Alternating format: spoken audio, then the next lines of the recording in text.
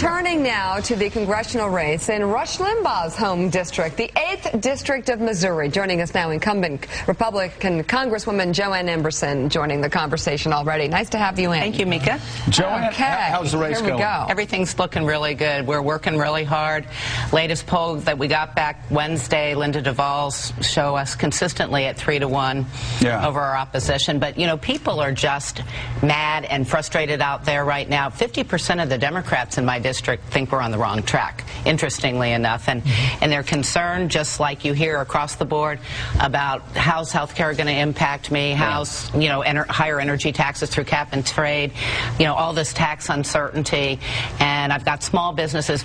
I probably went to about 40 small businesses over the break, in addition to meeting with hundreds of other people, all of whom are just edgy, and they're frustrated. I think ultimately they're optimistic, but they're still frustrated. Are you surprised that somebody like Ike Skelton, chairman of the Armed Services Committee, he's no liberal, but Ike Skelton even in trouble this year? Well, he's got a very energetic conservative who is running against him, and I think people were upset with his vote on cap and trade, to be honest with you, because he voted against health care, and I believe he may have voted against the stimulus, but nonetheless, people are just upset and frustrated with the direction of the government, too much government, and then terrible overregulation that threatened to strangle a lot of our businesses. And, you know, even the EPA wants to now tell dairy farmers they have to have oil spill prevention plans.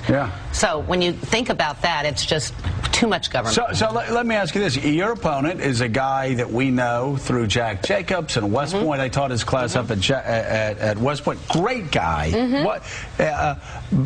So the question is, how are you avoiding the pitfalls of this anti-incumbent fever that's everywhere? Well, you know, I've always been real straight with my constituents. I don't spin. I don't know how to spin. I wouldn't remember how I spun the next day anyway. And I just kind of tell it like it is. I'm very direct. I'm very accessible. I'm home every weekend. I'm home on the breaks. You go home every weekend. And I am always there. I mean, people at Schnucks, which is our local grocery store, you know, stop me. It takes 45 minutes to get through the vegetable section, but, you know, you know, that is it. It's, you know, I'm there and I'm accessible, and I think they consider me one of them. And I feel very blessed, but I listen, and I listen to everybody. I don't know what party most people belong to. I never would ask them what party they belong to, and I think that people have that comfort level because we have great constituent service, but I'm also, you know, always there and just very direct. Gene, it's very interesting. That sounds the opposite of, we were talking about Mayor Fenty, who a lot of people felt became disconnected from the voters, and that's why he lost. He did become disconnected from the voters. It's a very interesting phenomenon because, you know, we had a Washington Post poll shortly before the election showing that people thought things were getting better in the city. It's equivalent to the right track, wrong track question that is so determinative in presidential elections. And so people thought he was doing a pretty good job in terms of how the city was getting better.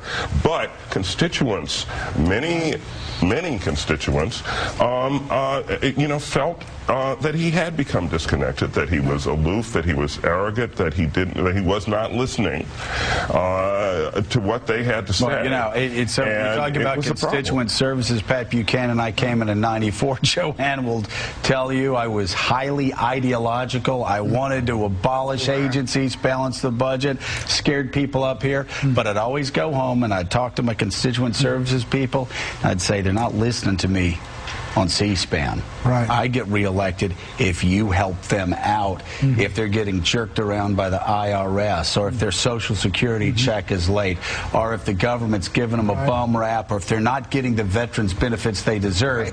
You people get me reelected. I don't. And that's the key in the end in a lot of these places. Fenty lost touch with his base, just like Mike Castle did in Delaware. I mean, we were talking east of the Anacostia River, real working class folks and everything. They went something like 85 to 15 against him, whereas in Northwest D.C. and in Georgetown, all these areas, Fenty ran up 3-1 margins. It was really... Joanne, let me ask, if the Republicans, one of my chief complaints during the Bush years was that the Republican Party forgot who they were on spending. If Republicans take control, if John Boehner is Speaker, Will they remember what we did, you and I, back in the 1990s, and start fighting to balance the budget again? I think so, Joe, particularly because if you look at the budget today, it has all of the stimulus spending now folded into the baseline. So we can easily go back to 2008 numbers, which won't have tremendous impact on programs necessarily, but it will cut $1 trillion out of the budget automatically, just starting right there. And then through the appropriations process, you just quit funding certain programs. I mean, there are so many small bureaus and the agencies that they can go, and they're not going to hurt anybody. Okay. Joanne, thank you for coming in. Joanne, good luck out